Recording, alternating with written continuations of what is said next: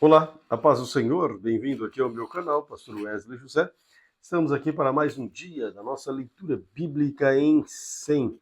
Hoje, dia 63. É, a ladeira está chegando ao fim, já estamos aí, 1º de setembro, concluindo este projeto maravilhoso.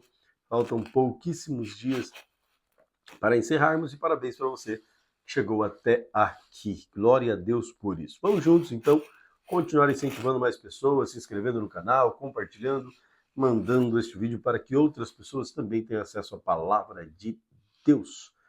Vamos lá, Marcos capítulo 13, mas antes disso quero orar contigo. Querido Senhor, obrigado pelo momento que o Senhor concedeu a nós de vida, de saúde e de paz. Obrigado pela oportunidade que o Senhor diariamente tem nos dado de podermos glorificar o teu nome. Ensina-nos, Senhor, a sermos melhores cada instante. Amém. Marcos capítulo 13 diz assim: Quando Jesus saía do templo, um de seus discípulos disse: Mestre, olhe que construções magníficas, que pedras impressionantes. Jesus respondeu: Está vendo essas grandes construções? Serão completamente destruídas, não restará pedra sobre pedra. Mais tarde, Jesus sentou-se no Monte das Oliveiras, do outro lado do vale, de frente para o templo. Pedro, Tiago, João e André vieram e lhe perguntaram em particular: diga-nos quando tudo isso vai acontecer. Que sinais indicarão que essas coisas estão prestes a cumprir? Jesus respondeu: não deixe que ninguém os engane, pois muitos virão em meu nome dizendo: eu sou o Cristo, e enganarão a muitos. Vocês ouvirão falar de guerras e ameaças de guerras, mas não entrem em pânico. Sim, é necessário que essas coisas ocorram, mas ainda não será o fim.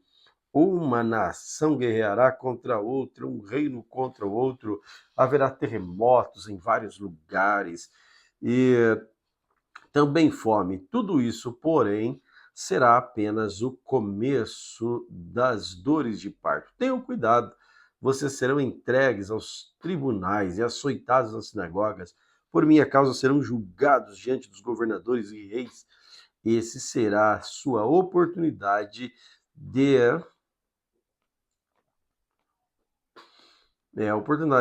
lhes falar a meu respeito. É necessário, primeiro, que as boas novas sejam anunciadas em todas as nações. Quando forem presos, julgados, não se preocupe com o que dirão. Não se preocupe com o que dirão. Falem apenas o que lhes for concedido naquele momento, pois não serão vocês que falarão, mas o Espírito Santo. O irmão trairá seu irmão e o entregará à morte. Assim também o pai, seu próprio filho. Os filhos se rebelarão contra os pais e os matarão. Todos os odiarão por minha causa. Mas quem se mantiver firme até o fim será salvo.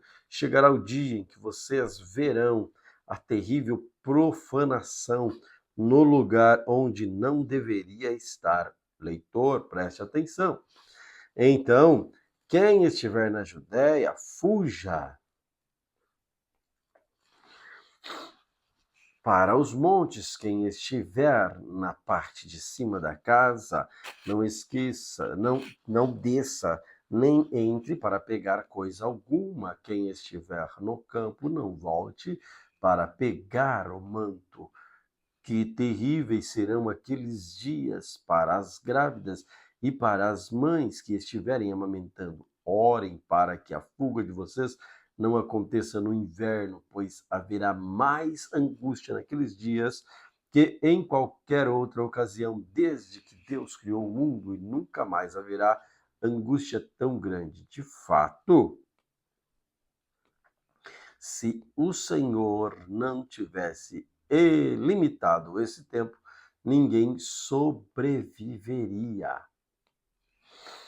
Mas, por causa dos seus escolhidos, ele limitou aqueles dias. Portanto, se alguém disser: vejam, aqui está o Cristo, ou vejam, ali está ele, não acreditem, pois falsos cristos e falsos profetas surgirão e realizarão sinais, maravilhas, a fim de enganar, se possível, até os escolhidos. Fiquem atentos. Eu os avisei a esse respeito de antemão. Naquele tempo, depois da angústia daqueles dias, o sol escurecerá, a lua não dará luz, as estrelas cairão do céu e os poderes do céu serão abalados. Então todos verão o Filho do Homem vindo nas nuvens com grande poder e glória. Ele enviará seus anjos para reunir seus escolhidos de toda a parte do mundo, da extremidade da terra às extremidades do céu. Agora, aprendam a lição da figueira. Quando surgirem seus ramos, suas folhas começarem a brotar, vocês sabem que o verão está próximo. Da mesma forma, quando todas essas coisas, quando virem todas essas coisas, saberão que o tempo está muito próximo à porta. Eu lhes digo a verdade, esta geração certamente não passará até que todas essas coisas tenham acontecido. O céu e a terra passarão, mas as minhas palavras jamais desaparecerão. Contudo, ninguém sabe o dia, nem a hora que essas coisas acontecerão. Nem mesmo os anjos do céu, nem o Filho, somente o Pai. E uma vez que vocês não sabem quando virá esse tempo, fiquem atentos. A vinda do Filho do Homem pode ser ilustrada pela história de um homem que partiu numa longa viagem. Quando saiu de casa, deu instruções a cada um de seus servos sobre o que fazer e disse ao porteiro que vigiasse à espera de sua volta: vocês também devem vigiar, pois não sabem quando o dono da casa voltará, tarde, à meia-noite, de madrugada ou amanhecer, que ele não os encontre dormindo quando chegar sem aviso. Eu lhes digo o que digo a todos: vigiem. Marcos capítulo 14. Faltavam 2 dias para a Páscoa e para a festa dos pães sem fermento. Os principais sacerdotes, mestres da lei, ainda procuravam uma oportunidade para prender Jesus em segredo e matá-lo, mas não durante a festa da Páscoa, para não haver tumulto entre o povo. Concordaram entre eles. Enquanto isso, Jesus estava em Betânia, na casa de Simão o leproso. Quando ele estava à mesa, uma mulher entrou com um frasco de alabastro contendo um perfume caro feito de essência de nardo. Ela quebrou o frasco, derramou o perfume sobre a cabeça dele. Alguns dos que estavam à mesa ficaram indignados. Por que desperdiça um perfume caro? Perguntaram. Poderia ter vendido por 300 moedas de prata e o dinheiro dado aos pobres e repreender a mulher separadamente. Jesus, porém, diz: deixa-na em paz, porque a criticam por ter feito algo tão bom para mim. Vocês sempre terão os pobres em seu meio e poderão ajudá-los sempre que desejarem, mas nem sempre terão a mim. Ela fez o que podia e ungiu meu corpo de antemão para o sepultamento. Eu lhes digo a verdade: onde quer que as boas novas sejam anunciadas pelo mundo, o que esta mulher fez será contada, e dela se lembrarão. Então Judas Iscariotes, um dos 12, foi aos principais sacerdotes para combinar de lhes entregar Jesus. Quando souberam porque ele tinha vindo, ficaram muito satisfeitos. Eles prometeram dinheiro, então ele começou a procurar uma oportunidade para trair Jesus. No primeiro dia da festa dos pães sem fermento, quando o cordeiro pascal era sacrificado, os discípulos de Jesus lhe perguntaram: onde quer que lhe preparemos a refeição da Páscoa? Então Jesus enviou 2 deles a Jerusalém com as seguintes instruções: Ao entrarem na cidade, um homem carregando uma vasilha de água virá a seu encontro. Sigam-no, digam ao dono da casa em que ele entrar. O mestre pergunta onde fica o aposento no qual comerei a refeição da Páscoa com meus discípulos. Ele os levará a uma sala grande no andar superior que já estará arrumada. Preparem ali a refeição. Então os dois discípulos foram à cidade e encontraram tudo como Jesus tinha dito, e ali prepararam a refeição da Páscoa. Ao anoitecer, Jesus chegou com os 12. Quando estavam à mesa comendo, Jesus disse: Eu lhes digo a verdade, um de vocês que está aqui comendo comigo vai me trair. Aflitos, eles protestaram: certamente não serei eu. Jesus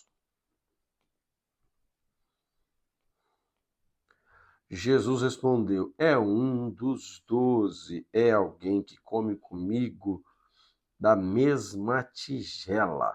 Pois o Filho do Homem deve morrer, como as Escrituras declararam há muito tempo. Mas que terrível será para aquele que trair. Para esse homem seria melhor não ter nascido. Enquanto comiam, Jesus tomou o pão, abençoou e em seguida partiu em pedaços e deu aos discípulos, dizendo: tomem, porque este é o meu corpo. Então tomou o cálice de vinho, agradeceu a Deus, depois entregou aos discípulos e todos beberam. Então Jesus disse: é o meu sangue que confirma a aliança. Ele é derramado como sacrifício por muitos. Eu lhes digo a verdade, não voltarei a beber vinho até aquele dia em que beberei um vinho novo no reino de Deus. Então cantaram um hino e saíram para o Monte das Oliveiras. No caminho, Jesus disse: todos vocês me abandonarão, pois as Escrituras dizem: Deus ferirá o pastor e as ovelhas serão dispersas. Mas depois de ressuscitar, irei adiante de vocês à Galileia. Pedro declarou: mesmo que todos os outros o abandonem, eu jamais farei isso. Jesus respondeu: eu lhe digo a verdade. Esta mesma noite, antes que o galo cante 2 vezes, você me negará 3 vezes. Pedro, no entanto, insistiu enfaticamente: mesmo que eu tenha que morrer ao seu lado, jamais negarei. E todos os outros discípulos disseram o mesmo. Então foram a um lugar chamado Getsemane, e Jesus disse aos discípulos: sentem-se aqui enquanto vou orar. Levou consigo Pedro, Tiago e João e começou a sentir grande pavor e angústia. Minha alma está profundamente triste, a ponto de morrer, disse eles. Fiquem aqui e vigiem. Ele avançou um pouco e curvou-se no chão. Então orou para que, se possível, a hora que esperava fosse afastada dele. E clamou: Abba, Pai, tudo é possível para ti. Peço que afaste de mim este cálice, contudo seja feita a tua vontade, não a minha. Depois voltou aos discípulos e encontrou dormindo. Simão, você está dormindo? Disse ele a Pedro: você pode vigiar, você não pôde vigiar comigo nem por 1 hora. Vigiem e orem, para que não cedam à tentação, pois o espírito está disposto, mas a carne é fraca. Então deixou-os novamente, fez a mesma oração de antes. Quando voltou pela segunda vez, mais uma vez encontrou seus discípulos dormindo, pois não conseguiam manter os olhos abertos. Eles não sabiam o que dizer. Ao voltar pela terceira vez, vocês ainda dormem e descansam? Basta, chegou a hora. O Filho do Homem está para ser entregue nas mãos dos pecadores. Levanta-se, vamos, meu traidor chegou. No mesmo instante, quando Jesus ainda falava, Judas, um dos 12, chegou com uma multidão armada de espadas, pedaços de pau, tinham sido enviados pelos principais sacerdotes, mestres da lei e líderes do povo. O traidor havia combinado com eles um sinal: vocês saberão a quem deve prender quando eu cumprimentar com um beijo? Então poderão levá-lo em segurança. Assim que chegaram, Judas se aproximou de Jesus. Rabi, exclamou ele, e o beijou. Os outros agarraram Jesus e o prenderam, mas um dos que estavam com Jesus puxou a espada e feriu o servo do sumo sacerdote, cortando-lhe a orelha. Jesus perguntou: por acaso sou um revolucionário perigoso para que venha me prender com espadas e pedaços de pau? Por que não me prenderam no templo? Todos os dias estive ali no meio de vocês, ensinando, mas estas coisas estão acontecendo para que se cumpram o que dizem as Escrituras. Então todos abandonaram e fugiram. Um jovem que o seguia vestia apenas um lençol de linho. Quando a multidão tentou agarrá-lo, ele deixou para trás o lençol e escapou nu.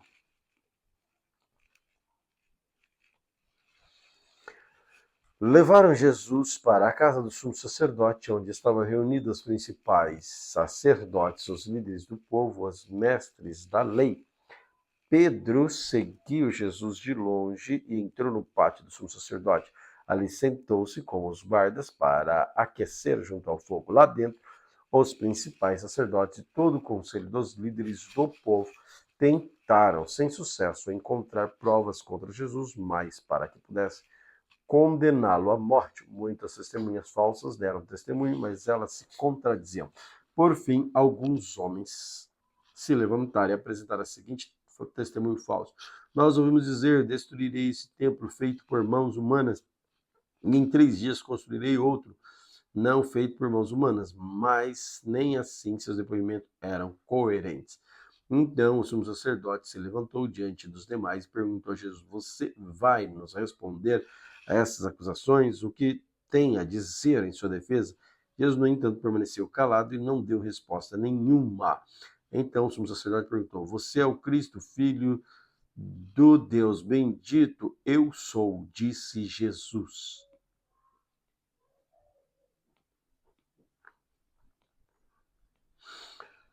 E vocês verão o Filho do Homem sentado à direita do Deus Todo-Poderoso, vindo sobre as nuvens do céu. Então o sumo sacerdote rasgou as vestes e diz: que necessidade temos de outras testemunhas? Todos ouviram blasfêmia, ao qual é o veredicto, todos julgaram culpados e condenaram à morte. Então, alguns deles começaram a cuspir em Jesus, vendaram seus olhos, eles deram socos, profetize para nós, zombavam, e os guardas lhes davam tapas enquanto o levavam. Enquanto isso, Pedro estava lá embaixo no pátio. Uma das criadas trabalhava para o sumo sacerdote, passou ali e viu Pedro se aquecendo no fogo. Olhou bem para ele e disse: você é um dos que estavam com Jesus de Nazaré. Ele, porém, negou: não faço a menor ideia do que você está falando, disse, e caminhou em direção à saída. Naquele instante, o galo cantou. Quando a criada ouviu ali, começou a dizer aos outros: este, com certeza, é um deles. Mas Pedro negou novamente. Um pouco mais tarde, alguns dos que estavam lá confrontaram Pedro, dizendo: você deve ser um deles, pois é galileu. Ele, porém, começou a praguejar e jurou: não conheço esse homem de quem vocês estão falando. No mesmo instante, o galo cantou pela segunda vez. Então Pedro lembrou-se das palavras de Jesus: antes que o galo cante 2 vezes, você me negará 3 vezes. E começou a chorar. 1 Reis, capítulo 10. Quando a rainha de Sabá viu falar da fama de Salomão, que honrava o nome do Senhor, foi até ele para pô-lo à prova em perguntas difíceis. Chegou a Jerusalém com uma comitiva numerosa e uma imensa caravana de camelos carregados de especiarias, grandes quantidades de ouro, pedras preciosas. Quando se encontrou com Salomão, conversou com ele a respeito de tudo que tinha em mente. Salomão respondeu às suas perguntas. Nada era difícil demais para o rei explicar. Quando a rainha de Sabá percebeu quanto Salomão era sábio, viu o palácio que ele havia construído, a comida que era servida à mesa do rei, os alojamentos, a organização de seus oficiais, os servos, os trajes esplêndidos que vestiam, os copeiros da corte, os holocaustos que Salomão oferecia no templo do Senhor, ficou muito admirada. E disse ela: é verdade tudo que eu vi em meu país a respeito das suas realizações e sua sabedoria. Não acreditava no que diziam, até cheguei aqui e vi com os meus próprios olhos. Aliás, não tinha me contado nem a metade. Sua sabedoria e prosperidade vão muito além do que ouvir. Como deve ser feliz o seu povo. Que privilégio para seus oficiais estarem à sua presença todos os dias, ouvindo sua sabedoria. Louvado seja o Senhor, seu Deus, que se agradou de você e colocou no trono de Israel. Por causa do amor eterno do Senhor por Israel, ele o fez rei para governar com justiça e retidão. Então ela presenteou o rei com 4.200 quilos de ouro, especiarias de grande quantidade, pedras preciosas. Nunca mais foram recebidas tantas especiarias quanto que a rainha de Sabá deu ao rei Salomão. Além disso, os navios de Irão trouxeram ouro de Ofir, grandes carregamentos de madeira de sândalo, a pedra e pedras preciosas. O rei usou madeira de sândalo para fazer corrimãos para o templo e para o palácio real. Também liras e harpas para os músicos. Nunca antes nem depois se ouviu tamanho suprimento de madeira de sândalo. O rei Salomão deu à rainha de Sabá tudo o que ela pediu, além dos presentes costumeiros que ele já havia entregado com generosidade. Então ela e sua comitiva regressaram para a sua terra. A cada ano, Salomão recebia cerca de 23.300 quilos de ouro, sem contar rendas adicionais provenientes dos mercados e comerciantes de todos os reis da Arábia, dos governadores dos países. O rei Salomão fez 200 escudos grandes de ouro batido, cada um pesava 7,2 quilos. Também fez 300 escudos menores de ouro batido, cada um pesava 1,8 quilos. O rei colocou esses escudos no palácio da floresta do Líbano. Então o rei fez um grande trono de marfim revestido de ouro puro. O trono tinha 6 degraus e um encosto arredondado. De cada lado do assento havia um apoio para o braço. E junto a cada apoio a escultura de um leão. Também havia outros 12 leões, um em cada lado dos 6 degraus. Nenhum outro trono de todo o mundo se comparava ao de Salomão. Todas as taças do rei Salomão eram de ouro, todos os utensílios do palácio da floresta do Líbano eram de ouro puro, não era de prata, pois nos dias de Salomão a prata era considerada um metal sem valor. O rei tinha uma frota de navios mercantes que navegavam com navios de Irão. Uma vez a cada 3 anos, as embarcações voltavam, trazendo ouro, prata, marfim, macacos e pavões. Salomão se tornou o mais rico e sábio de todos os reis da terra. Gente de todas as nações vinham consultá-lo e ouvir a sabedoria que Deus lhe tinha dado. A cada ano, os visitantes traziam presentes, prata e ouro, roupas, armas, especiarias, cavalos e mulas. Salomão ajuntou muitos carros de guerra a cavalo, possuía 1.400 carros de guerra, 12.000 cavalos. Mantinha alguns deles nas cidades designadas para guardar esses carros de guerra, outros perto dele em Jerusalém. O rei tornou a prata tão comum em Jerusalém como as pedras, e havia tanta madeira valiosa de cedro como as figueiras bravas que cresciam nas colinas de Judá. Os cavalos de Salomão eram importados exportados do Egito e da Cilícia. Os comerciantes do rei os adquiriram da Cilícia pelo preço de mercado. Naquela época, um carro de guerra do Egito custava 600 peças de prata e um cavalo 150 peças de prata. Depois eram exportados aos reis dos Hititas e aos reis da Assíria. 1 Reis, capítulo 11. O rei Salomão amou muitas mulheres estrangeiras. Além da filha de Faraó, ele se casou com mulheres de Moabe, Amon, Edom e de Sidom. O Senhor havia instruído os israelitas claramente: não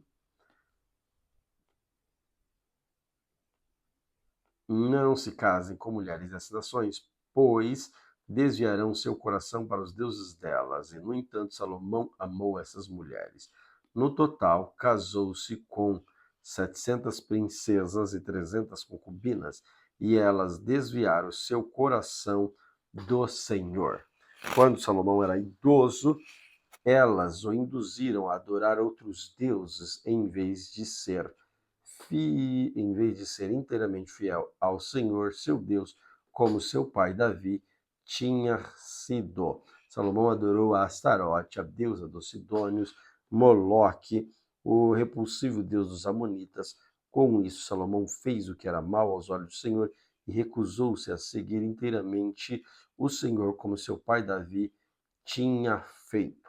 No monte que ficava a leste de Jerusalém, chegou a construir lugar de culto para Camos, repulsivo deus de Moabe, e outro para Moloque, o repulsivo deus dos Amonitas. Salomão construiu esses lugares de culto para suas esposas estrangeiras queimassem incenso e oferecessem sacrifício aos deuses delas.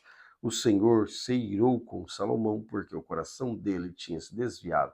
Deus de Israel, que lhe havia aparecido 2 vezes, ele tinha advertido Salomão especificamente que não adorasse outros deuses, mas Salomão não obedeceu à ordem. Por isso o Senhor lhe disse: uma vez que você não cumpriu a minha aliança, desobedeceu os meus decretos, certamente tirarei de você o reino e entregarei a seus servos.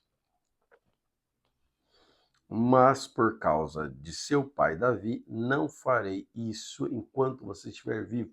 Tirarei o reino de seu filho. E ainda assim não tirarei dele o reino inteiro. Deixarei que governe sobre uma tribo por causa do meu servo Davi e de Jerusalém, a cidade que escolhi. Então o Senhor levantou o edomita Hadade, da família real de Edom, para ser adversário de Salomão. Anos antes, Davi tinha derrotado Edom. Joabe, comandante do seu exército Davi, tinha ficado para trás a fim de enterrar alguns soldados israelitas mortos na batalha. Enquanto estava ali, mataram todos os homens de Edom. Joabe e o exército de Israel tinham permanecido ali 6 meses até matarem todos os edomitas. Contudo, Hadade e alguns dos oficiais de seu pai conseguiram fugir e seguiram para o Egito. Na época, Hadade ainda era bem jovem. Partiram de Midian e foram a Parã, onde outros se juntaram a eles. Em seguida, foram ao Egito e se apresentaram ao faraó, o rei do Egito, que lhes ofereceu casa, sustento e terra. O faraó se agradou de Hadade e lhe deu em casamento sua cunhada e irmã da rainha Táfnis. A esposa de Hadade deu à luz a um filho chamado Genubate. Táfnis criou na casa de Faraó entre os próprios filhos de Faraó. Quando chegou Hadade no Egito a notícia que Davi e seu comandante Joabe estavam mortos, ele disse ao Faraó: deixe-me voltar para a minha terra. Por quê? Perguntou o Faraó. O que lhe falta aqui para que você queira voltar à sua terra? Não me falta nada, respondeu ele. Ainda assim, peço que me deixes voltar. Deus também levantou Rezon, filho de Eliada, para ser adversário de Salomão. Rezon havia fugido do seu senhor Hadadezer, rei de Zobá, e se tornou líder de um bando de rebeldes. Depois que Davi derrotou Hadadezer, Rezon e seus homens fugiram para Damasco, onde Rezon se tornou rei. Ele foi inimigo ferrenho de Israel durante o resto do reinado de Salomão. Assim como Haddad causou muitos problemas, Rezon continuou a reinar na Síria e odiava Israel profundamente. Outro líder rebelde foi Jeroboão, filho de Nebate. Um dos próprios oficiais de Salomão veio à cidade de Zeredá, em Efraim. Sua mãe era viúva e se chamava Zerua. Esta é a história por trás da sua rebelião. Salomão estava construindo um aterro e reparando os muros da cidade de Davi, seu pai. Jeroboão era um jovem muito capaz, e quando Salomão o viu, como era diligente, encarregou-o dos trabalhos das tribos de Efraim e Manassés, os descendentes de José. Certo dia, Jeroboão saía de Jerusalém. Aliás, o profeta de Siló o encontrou-se com ele no caminho. Aías vestia uma capa nova. Enquanto os dois estavam sozinhos no campo, Aías pegou a sua capa nova, rasgou em 12 partes, disse a Jeroboão: fique com 10 pedaços, pois assim diz o Senhor, Deus de Israel, estou prestes a tirar o reino das mãos de Salomão e entregar 10 tribos a você. Contudo, deixarei uma tribo para ele por causa do meu servo Davi. Pois Salomão me abandonou e adorou Astarotes, a deusa do Sidônio, Camos, o deus de Moabe, Moloque, o deus dos Amonitas, não seguiu os meus caminhos, nem fez o que me agrada, não obedeceu os meus decretos e estatutos, como fez seu pai Davi. Contudo, não tirarei o reino inteiro de Salomão agora, por causa de meu servo Davi, a quem escolhi e que obedeceu os meus mandamentos e decretos. Manterei Salomão no governo enquanto ele viver, mas tirarei o reino de seu filho, do filho dele, e darei 10 tribos a você. O filho de Salomão terá uma tribo para que os descendentes do meu servo Davi continuem a brilhar como uma lâmpada em Jerusalém, a cidade que escolhi como lugar para meu nome. Eu colocarei no trono de Israel, e você governará sobre tudo que seu coração desejar. Se der ouvidos ao que digo,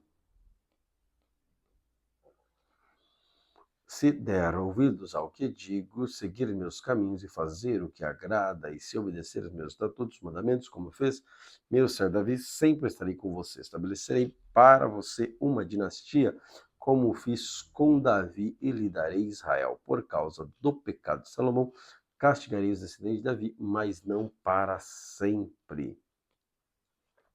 Salomão tentou matar Jeroboão, mas ele fugiu para junto de Sisaque, rei do Egito, e ali ficou até a morte de Salomão. Os demais acontecimentos do reinado de Salomão, incluídos seus feitos, a sua sabedoria, estão registrados nos livros dos Atos de Salomão. Salomão reinou por 40 anos sobre todo Israel em Jerusalém.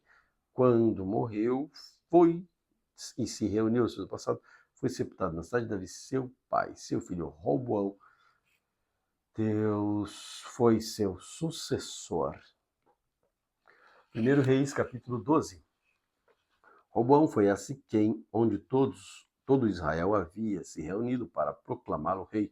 Quando Roboão, filho de Nebate, soube disso, voltou do Egito para onde havia fugido do rei Salomão. Os líderes de Israel convocaram Jeroboão, e ali toda a comunidade de Israel foram falar com Roboão. Seu pai foi muito duro conosco, disseram. Alivie a carga pesada de trabalho e imposto alto que seu pai nos obrigou a carregar. Então seremos seus súditos. Roboão respondeu: Dê-me 3 dias para pensar. Digo, voltem para saber minha resposta. E o povo foi embora. Então Roboão discutiu o assunto com os mais velhos que havido cedo conselheiro de seu pai. O que vocês aconselham? Perguntou ele. Como devo responder a este povo? Eles disseram, se o senhor estiver disposto a servir este povo hoje, eles deram uma resposta favorável, eles serão seus súditos. Mas Robô rejeitou o conselho dos homens mais velhos e pediu a opinião dos mais jovens, que haviam crescido com ele. Agora acompanhavam. E o que vocês aconselham? Perguntou eles. Como responder a este povo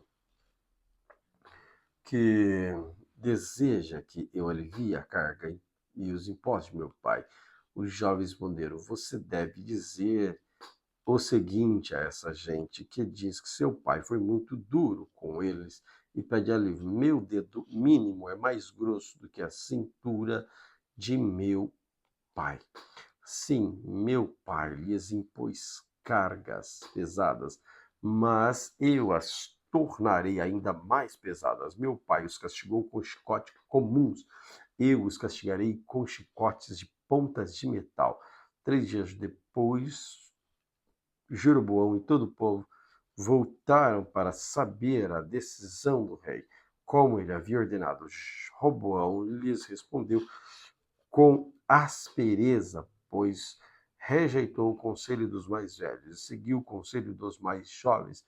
Meu pai lhes impôs cargas pesadas, mas eu tornarei ainda mais pesado. Meu pai castigou com chicote comuns, mas eu castigarei com chicotes de pontas de metal. Assim, o rei não atendeu ao povo. Essa mudança nos acontecimentos foi a vontade do Senhor, pois cumpriu a mensagem do Senhor a Jeroboão, filho de Nebate, por meio do profeta Aías de Siló. Quando todo o povo viu que o rei não iria atender seu pedido, respondeu, abaixo a dinastia de Davi, filho de Jessé, nada tem a nos oferecer. Volte para casa, Israel, e você, Davi, cuide de sua própria casa. Então o povo de Israel voltou para casa. Roboão, porém, continuou a governar sobre os israelitas que moravam na cidade de Judá. O rei Roboão enviou Adonirão, encarregado das tribos, dos trabalhos forçados para restaurar a ordem, mas o povo de Israel o apedrejou até a morte. E quando essa notícia chegou ao rei Roboão, ele subiu rapidamente a sua carruagem e fugiu para Jerusalém. E até hoje as tribos do norte de Israel se recusam a ser governadas por um descendente de Davi. Quando o povo de Israel soube que Jeroboão tinha voltado do Egito, convocou uma assembleia e proclamou rei sobre todo Israel. Apenas a tribo de Judá permaneceu leal à família de Davi. Quando Roboão chegou a Jerusalém, mobilizou os homens da tribo de Judá e Benjamim, 180.000 dos melhores soldados, para guerrearem contra Israel e recuperarem o reino.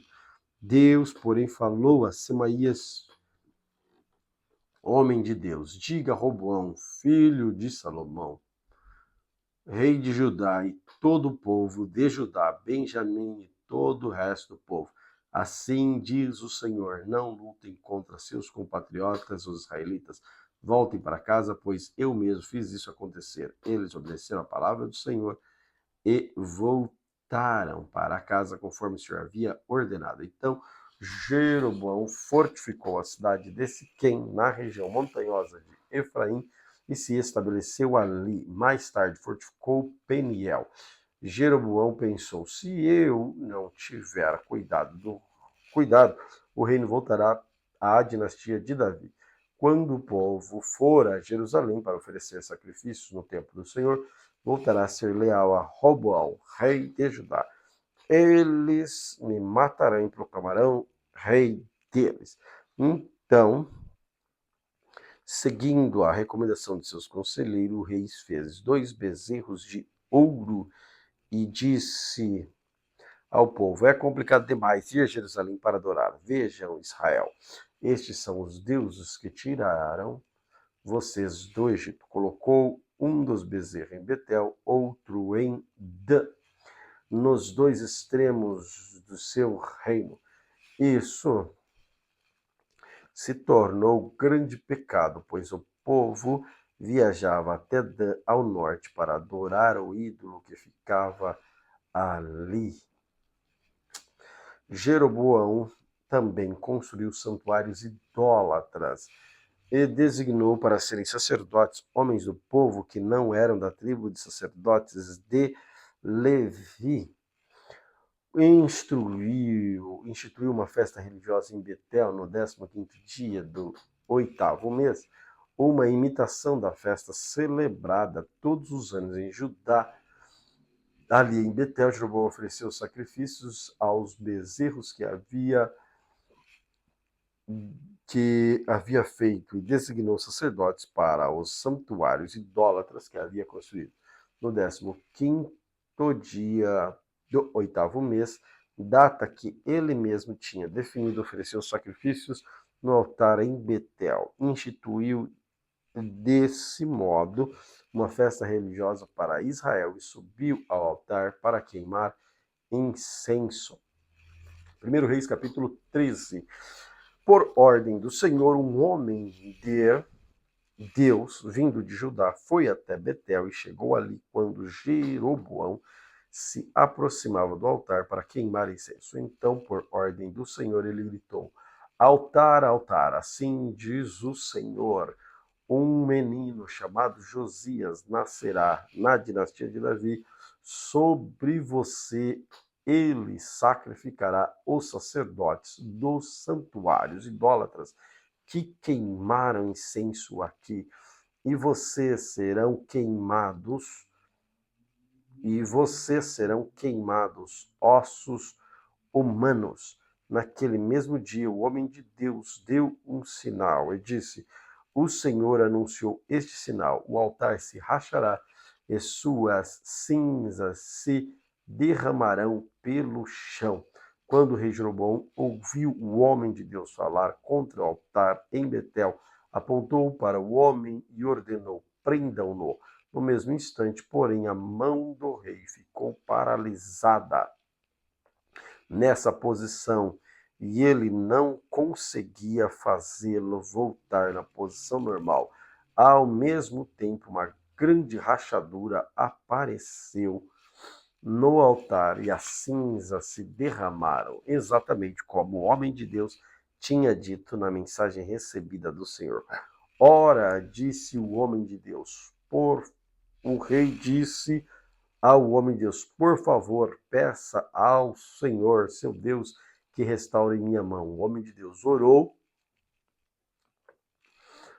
ao Senhor e a mão do rei foi restaurada e ele pôde movimentar novamente. Então o rei disse ao homem de Deus: venha ao palácio comigo, coma alguma coisa e eu lhe darei um presente. Mas o homem de Deus respondeu a Jeroboão: mesmo que o rei me desse metade de tudo que possui, eu não acompanharei, nem comerei, nem beberei coisa alguma neste lugar, pois o Senhor me ordenou: não coma nem beba coisa alguma enquanto estiver lá, não volte para o mesmo caminho por onde foi. Então ele partiu de Betel e voltou para casa por outro caminho. Acontece que morava em Betel um profeta idoso.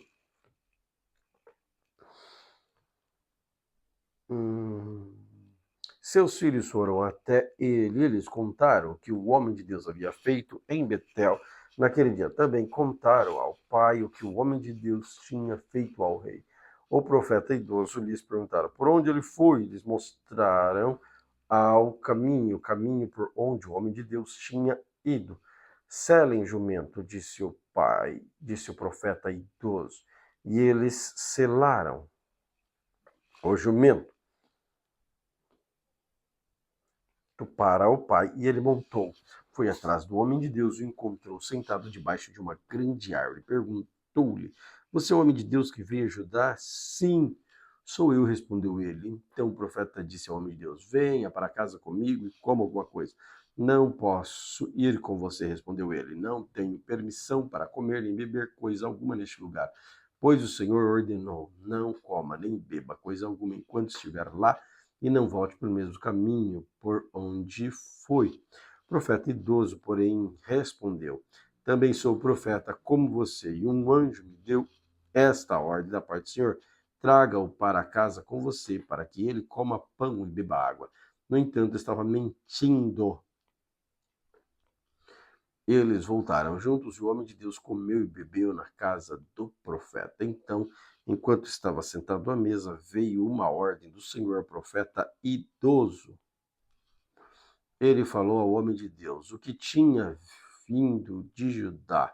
Assim diz o Senhor: você desafiou a palavra do Senhor e desobedeceu a ordem que o Senhor, seu Deus, lhe deu.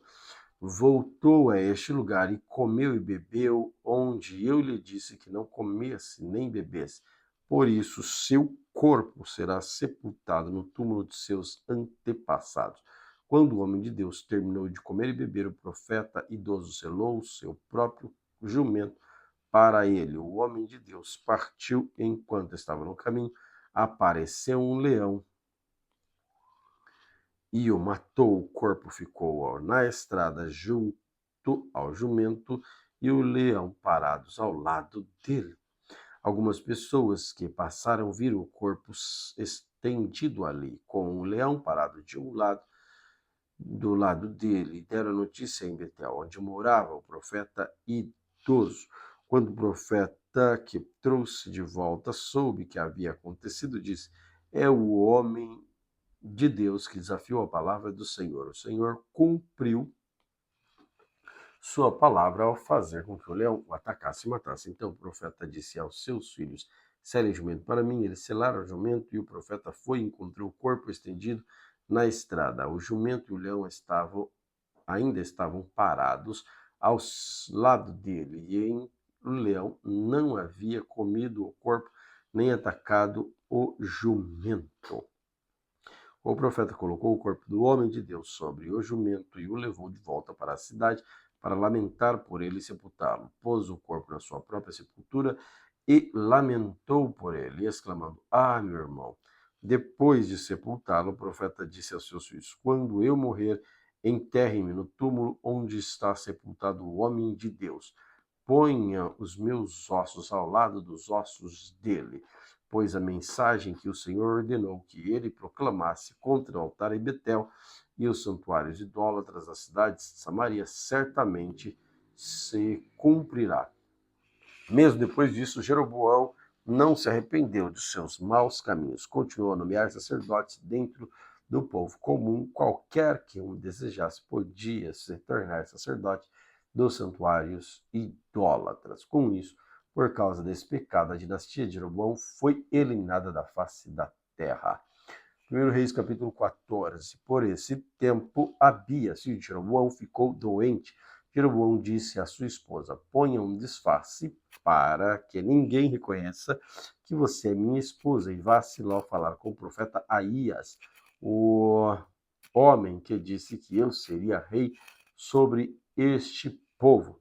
Leve com ele um presente, 10 pães, alguns bolos, uma vasilha de mel, e ele lhe dirá o que acontecerá com o menino. A esposa de Jeroboão foi até Aías em Siló, e ele já estava velho e não podia mais enxergar. O Senhor, porém, tinha dito que Aías, a esposa de Jeroboão, virá aqui fingindo que é outra pessoa, perguntará a respeito do filho dela, pois ele está doente. Transmite-lhe a resposta que eu darei a você. Quando Aías ouviu os passos dela junto à porta, disse: entre, esposa de Jeroboão, porque finge ser outra pessoa? Tenho más notícias para você. Leve a seu marido Jeroboão esta mensagem. Assim diz o Senhor, o Deus de Israel: eu castigarei dentre o povo e o fiz líder de Israel. Eu o exaltei dentre o povo e o fiz líder de Israel, meu povo. Arranquei o reino da família de Davi e entreguei a você. Mas você não tem sido como o meu servo Davi, que obedeceu a meus mandamentos e me seguiu de todo o coração. e sempre fez o que agrada. Você pecou mais do que todos que vieram antes, fez para si deuses e me enfureceu com seus bezerros de ouro. Sim, você me deu as costas, por isso trarei desgraças sobre sua família. Destruirei todos os descendentes do sexo masculino em Israel, tanto escravos como livres. Queimarei sua dinastia como se queima lixo, até que tenha desaparecido os membros da família de Jeroboão que morrerem na cidade serão comidos pelos cães, e os que morrerem no campo serão comidos pelos abutres. Eu, o Senhor, falei. Então Aías disse à esposa de Jeroboão: volte para casa. Quando puser os pés na cidade, o menino morrerá. Todo Israel lamentará a morte dele e o sepultará. Ele será o único membro da sua família que terá um sepultamento digno, pois esse menino é o único de toda a família de Jeroboão, da qual o Senhor, Deus de Israel, se agradou. Além disso, o Senhor levantará um rei sobre Israel que destruirá a família de Jeroboão. Isso acontecerá hoje, agora mesmo. O Senhor sacudirá Israel como a corrente de água, agita cenas de junco, arrancará os israelitas desta boa terra que deu aos seus antepassados e os dispersará do rio Eufrates, pois enfureceram o Senhor com os postes e levantaram para adorar a deusa Sera. Ele abandonou Israel porque Jeroboão pecou e fez Israel pecar. Então a esposa de Jeroboão voltou a Tirsa e o menino morreu no instante em que ela entrou em casa. E todo Israel sepultou e lamentou por ele, conforme o Senhor havia anunciado por meio do profeta Aías. Os demais acontecimentos do reino de Jeroboão, as guerras e o modo como governou, estão registrados no livro das histórias dos reis de Israel. Jeroboão reinou em Israel 22 anos. Quando morreu, se reuniu a seus antepassados. Seu filho Nadab foi seu sucessor. Enquanto isso, Roboão, filho de Salomão, reinava em Judá. Tinha 41 anos quando começou a reinar. Reinou por 17 anos em Jerusalém, na cidade que o Senhor havia escolhido dentre todas as tribos de Israel como lugar para o seu nome. A mãe de Roboão era uma mulher amonita chamada Naamá. O povo de Judá fez o que era mau aos olhos do Senhor, provocou a sua ira com os pecados que cometeu, pois foram ainda piores que os seus antepassados. Construíram santuários idólatras, levantaram colunas sagradas e poste a Sera. Todos os montes debaixo de toda árvore verdejante havia até mesmo prostitutos cultuais por toda a terra. O povo imitava as práticas detestáveis das nações que o Senhor havia expulsado de diante de Israel. O 5º ano do reinado de Jeroboão, Sisaque, rei do Egito, subiu, atacou Jerusalém, saqueou os tesouros do templo do Senhor e do palácio real, roubou tudo, incluindo os escudos de ouro que Salomão havia feito. Mais tarde, o rei Roboão fez escudos de bronze para substituí-los e confiou aos oficiais da guarda que protegiam a entrada do palácio real. Sempre que o rei ia ao templo do Senhor, os guardas levavam os escudos e, em seguida, se devolvia à sala da guarda. Os demais acontecimentos do reino de Roboão, tudo o que ele fez, estão registrados no livro da história dos reis de Judá. Houve guerra constante entre Roboão e Jeroboão. Quando Roboão morreu, foi sepultado com seus antepassados na cidade de Davi. Sua mãe era uma mulher amonita chamada Naamá. Seu filho Abias foi seu sucessor. Oséias, capítulo 12. O povo de Israel se alimenta de vento, corre atrás de vento leste o dia todo, acumula mentiras e violência, faz acordo com a Síria e ao mesmo tempo envia azeite para a compra de apoio do Egito. Agora o Senhor apresenta acusações contra Judá, está prestes a castigar Jacó, a sua conduta enganosa, e lhes retribuir tudo o que fez. Ainda no ventre de Jacó, agarrou o calcanhar de seu irmão. Quando se tornou homem, lutou com Deus, sim, lutou com o anjo e venceu. Chorou e suplicou-lhe que o abandonasse. Ali em Betel encontrou Deus, O Deus falou com ele, o Senhor Deus dos exércitos, o Senhor é o seu nome. Portanto, voltem para Deus, pratiquem amor e a justiça, confiem sempre nele. O povo, no entanto, se comporta como comerciantes astutos que usam balanças desonestas e gostam de explorar. Israel diz: fiquei rico, fiz fortuna com meu próprio esforço. Ninguém descobriu que enganei outros. Meu histórico é impecável.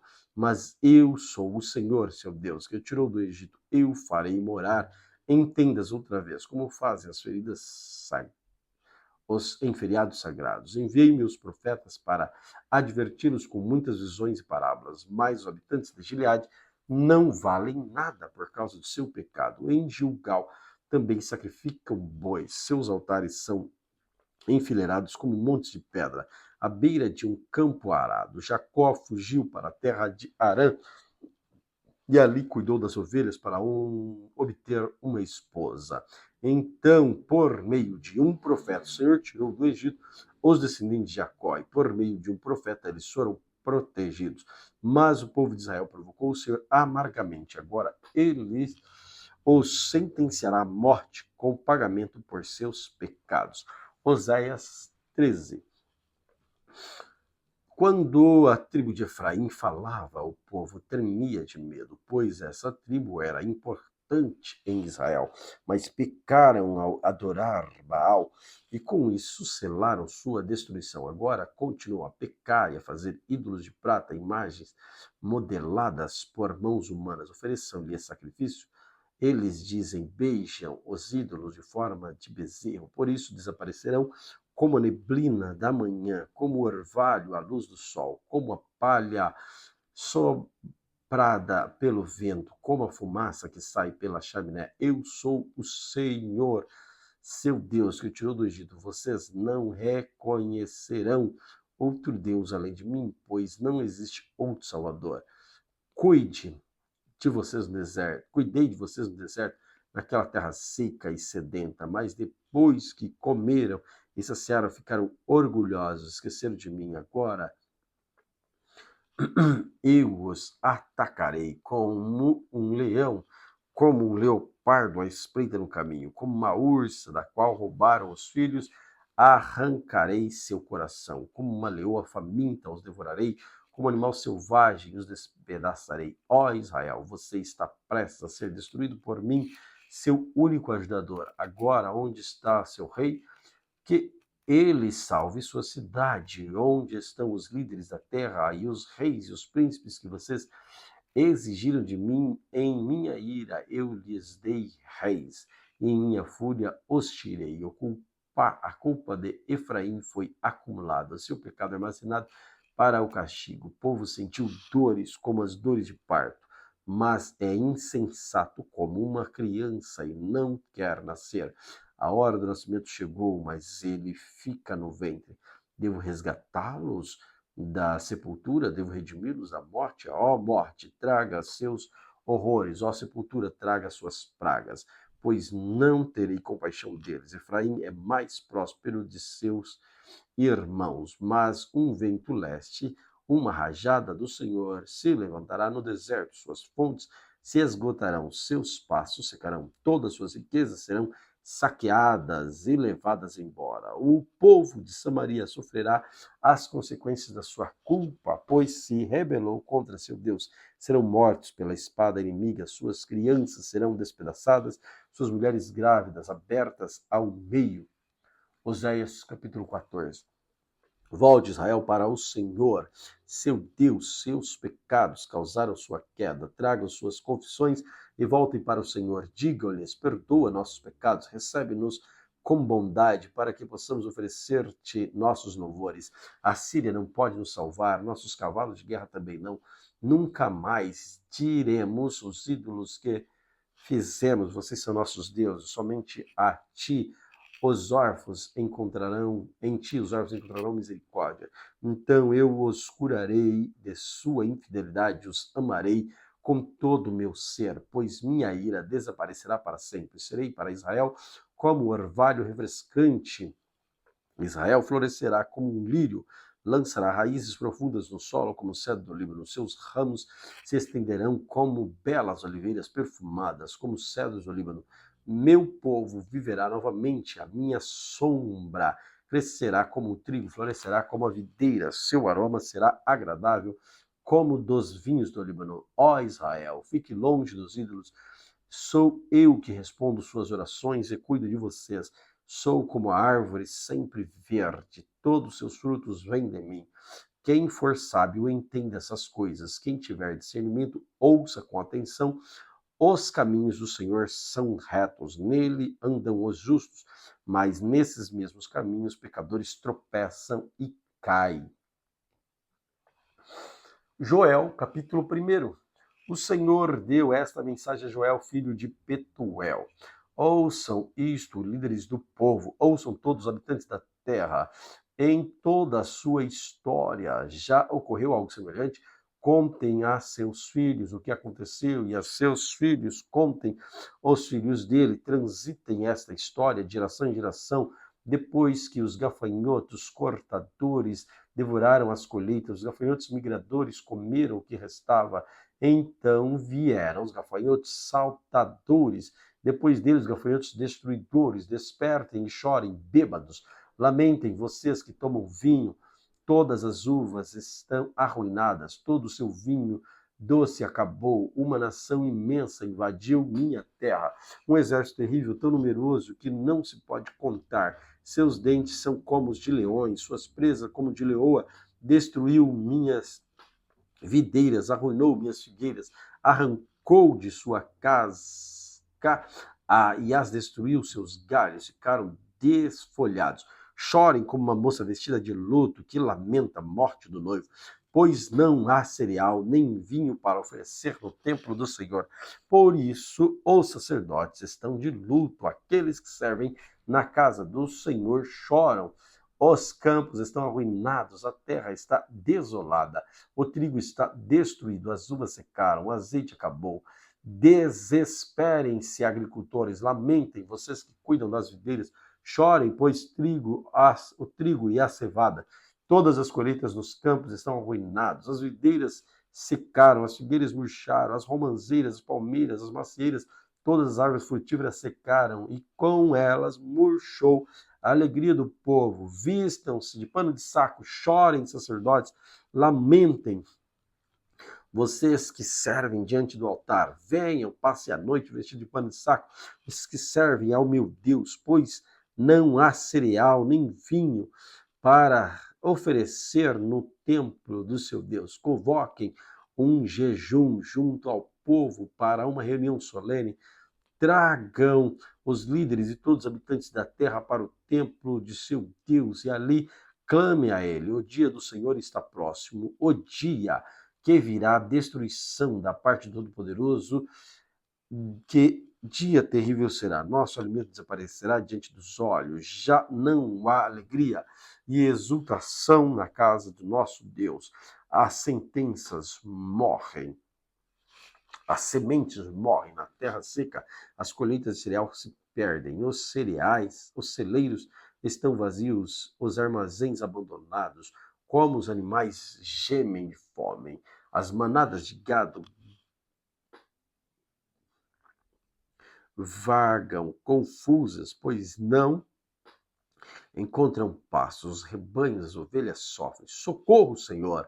O fogo devorou o pasto deserto, as chamas queimaram as árvores no campo, até os animais selvagens clamam a ti, pois os riachos secam, o fogo devorou o pasto do deserto.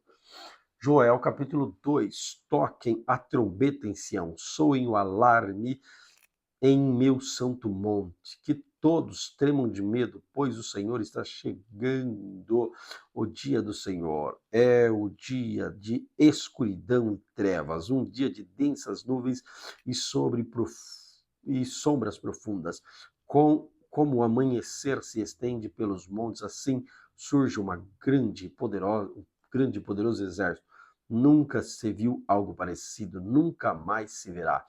À frente deles o fogo arde, atrás dele vem chamas. Diante deles a terra se estende, bela como o jardim do Éden. Atrás dele só há desolação, nada escapa.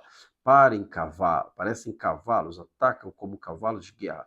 Olhem para ele saltando sobre todos os montes. Ouçam o barulho que fazem, como o estrondo dos carros de guerra, como fogo crepitante que devora um campo cheio de palha, como um exército poderoso que avança para a batalha. O medo toma conta do povo, todo o rosto fica pálido de terror.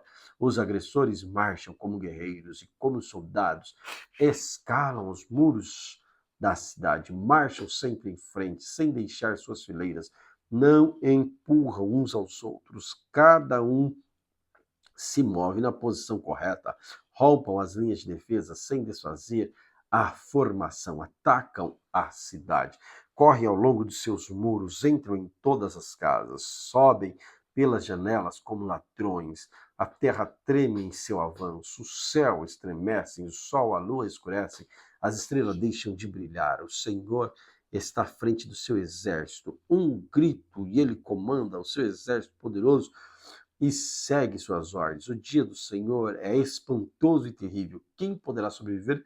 Por isso, o Senhor diz: voltem para mim de todo o coração. Venham a mim com jejum, choro e lamento. Não rasguem as roupas em sinal de tristeza, rasguem o coração. Voltem para o Senhor, seu Deus, pois ele é misericordioso, compassivo, lento para irar, cheio de amor. Está sempre pronto a voltar atrás e não a castigar. Quem sabe ele muda de ideia e lhes envie bênção em lugar de castigo. Talvez possa apresentar ofertas de cereal, vinho ao Senhor, seu Deus, como faziam antes. Toquem a trombeta em Sião, convoquem um tempo de jejum, juntem o povo para uma reunião solene, reúnam a congregação de todo o povo de Israel, todo o povo, os anciãos, as crianças, até os bebês. Chamem o noivo de seu aposento, a noiva de seu quarto. Que os sacerdotes que servem à presença do Senhor chorem entre os pórticos do templo do altar. Façam esta oração. Poupa teu povo, Senhor. Não permita que a nação que pertence a ti se torne objeto de zombaria. Não deixe que seja motivo de piada para as nações que dizem: onde está seu Deus? Então o Senhor teve compaixão do seu povo, com zelo guardou a terra. O Senhor respondeu: vejam, eu lhes envio cereal, em vinho novo, azeite suficiente para saciá-lo. Vocês não serão mais objeto de zombaria entre as nações vizinhas. Expulsarei os exércitos. Expulsarei os exércitos que vêm do norte e enviarei para uma terra seca, desolada. Os que estão na vanguarda serão empurrados para o Mar Morto e os da retaguarda para o Mediterrâneo. O mau cheiro dos corpos em decomposição se espalhará sobre a terra. Certamente o Senhor tem feito grandes coisas. Não tema, ó terra, alegre-se e exulta, pois o Senhor tem feito grandes coisas. Não tenha medo, animais do campo, pois os pastos do deserto ficarão verdes, as árvores voltarão a dar frutos, as videiras ficarão carregadas. Alegrem-se, vocês que habitam em Sião, exultem seu Deus, pois ele envia chuva na medida certa. A chuva de outono voltará a cair, e também chuvas da primavera. As eiras voltarão a encher de trigo, os tanques de prensa transbordarão de vinho novo e azeite. Eu lhes devolverei o que perderam por causa do gafanhoto, os gafanhoto migradores, salteadores, destruidores e dos cortadores. Enviei esse grande exército devastador contra vocês. Vocês voltarão a ter alimento até saciar. Louvarão o Senhor, seu Deus, que realiza esses milagres em seu favor. Nunca mais meu povo será envergonhado. Então vocês saberão que eu, que estou no meio de Israel, eu sou o Senhor, seu Deus. Não há nenhum outro. Nunca mais meu povo será envergonhado. Então, depois que tiver feito essas coisas, derramarei o meu espírito sobre todo tipo de pessoa. Seus filhos, suas filhas profetizarão, os velhos terão sonhos, os jovens terão visões. Naqueles dias derramarei meu espírito até mesmo sobre os servos e servas. Farei maravilhas no céu, na terra, sangue e fogo, coluna de fumaça. O sol se escurecerá, a lua tornará vermelha como sangue antes em que chegue o grande e terrível dia do Senhor. Mas todo aquele que invocar o nome do Senhor será salvo, pois alguns no monte Sião, em Jerusalém, escaparão, como o Senhor prometeu, e estarão entre os sobreviventes que o Senhor chamou. Glória a Deus pela leitura de hoje. Que o Senhor Jesus continue guardando, abençoando você e toda a sua família.